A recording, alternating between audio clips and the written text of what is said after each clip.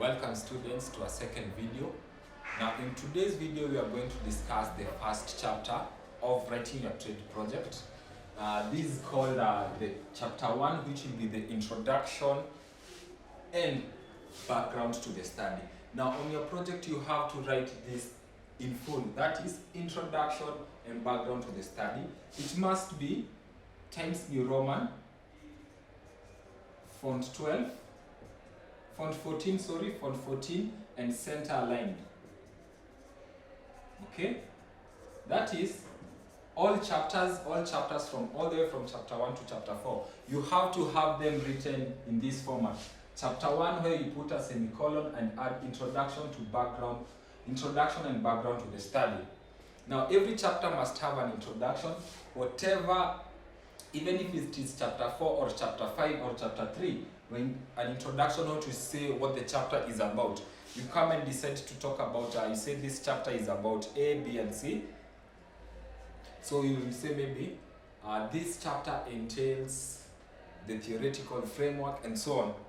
Then after that, after you introduced the chapter and say that now this chapter will talk about, will introduce the reasons for the writing of this project. It will talk about the background to the study, the reason you decided to start that project. Then the second part of the first chapter is usually the background to the study. Now here you talk about what the research issue was about, what made you decide, what interested you in that specific topic. If you've decided to research about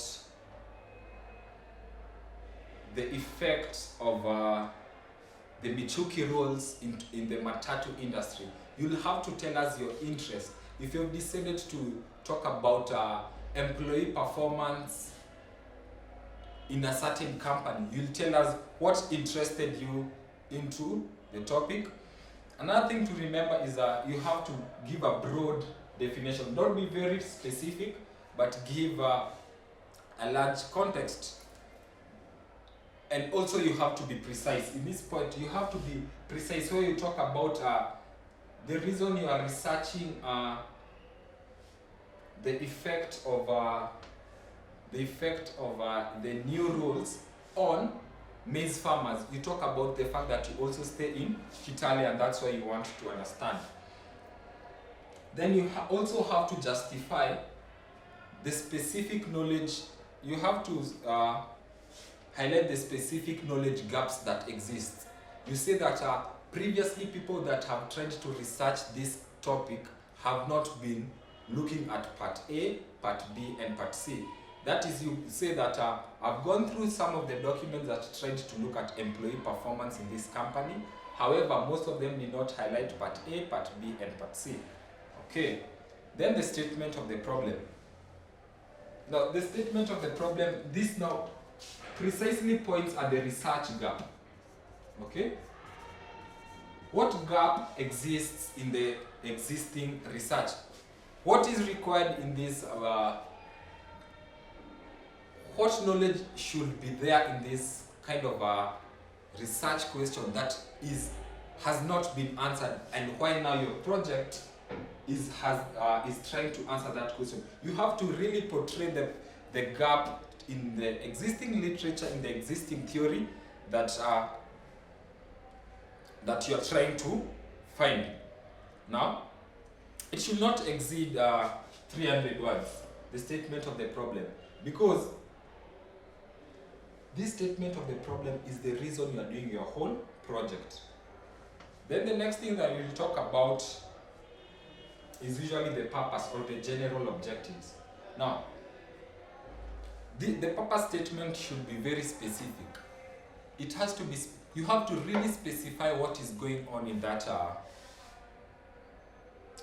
project. What are the objectives?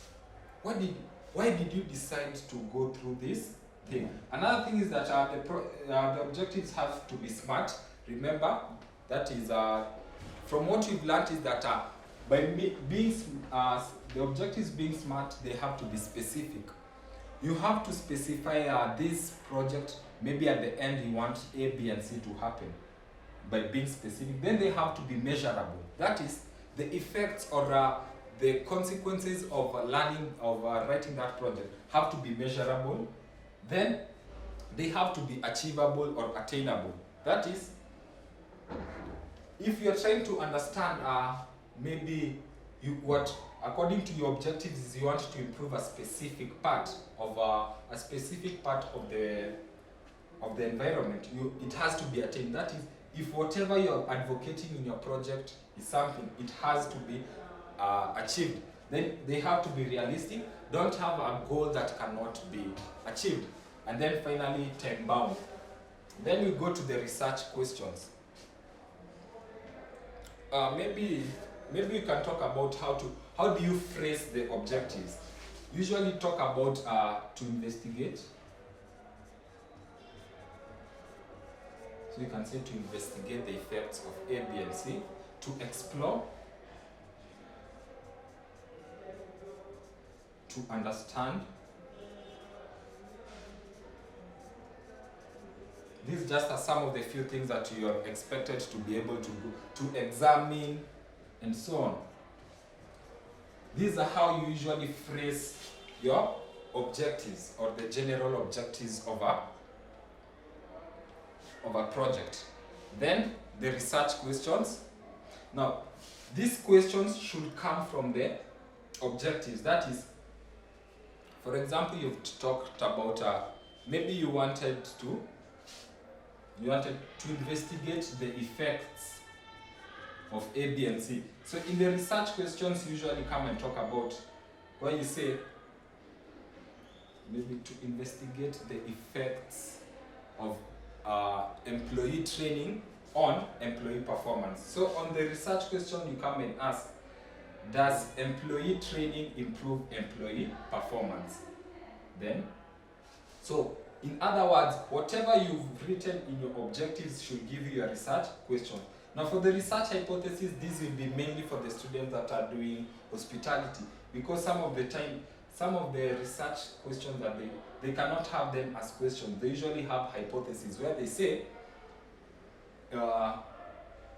actually the nutrition students, where you can say lack of vitamin A will cause lack of vitamin A will cause this form of deficiency, and so on. So for the ones that are doing nutrition, you'll have research hypotheses, but the ones that are doing business and hospitality, we'll talk about research questions. Let's go to the significance of the study. Now, you really want to know who will benefit from your project. Who are the beneficiaries? Are you writing it just for your own good? Okay? So you say maybe at the end of this project, the following people will benefit from it. Still under the significance, also talk about the limitations and delimitations. That is, what are the limitations that this study will have, okay? You want to talk about maybe you are not able to research at a certain topic or a certain number of people, maybe because there was a curfew and so on. Then the assumptions. Also, you have to tell us, what is your project assuming? What is it taking for granted? What are the things that the project assumes are happening in the environment? For example, this one thing you should know is that these assumptions should not be testable. You cannot test that assumption. That's why you are assuming that it is at a specific level. Now, there are usually observations and hunches, those things that you feel, I don't have to measure it because it's obviously at that level. Finally, there's this part, the operational definition of terms.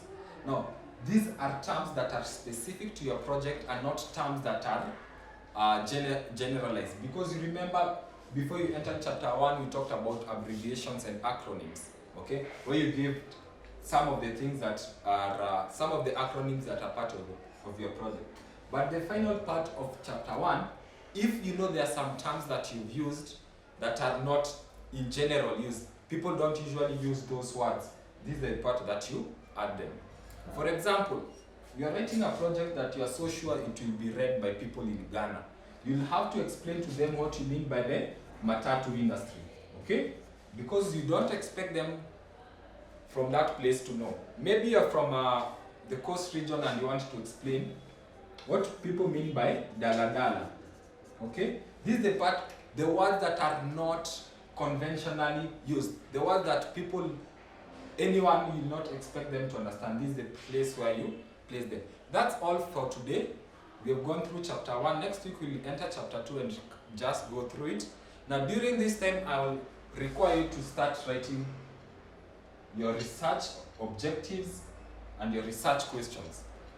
Last week I told you to write the topics. Now this week I want you to write your questions. Send them to me. We go through them and understand what can we do to improve our project.